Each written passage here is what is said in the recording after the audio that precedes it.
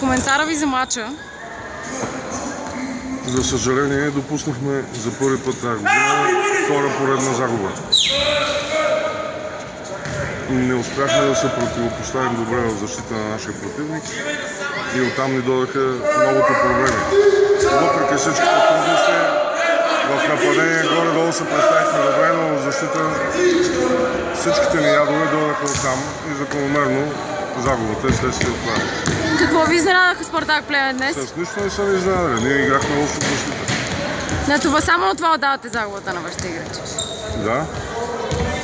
Следващото няма да го коментирам. Те са другата част. Това беше следващия ми въпрос. Вие доволен ли сте от това, което показаха, въпреки загубата вашите играчи? На фона на финансовите проблеми? Финансовото състояние имаме си ръководство, те трябва да се погрижат за него. Нашата работа е да играем така. Добре, благодарим.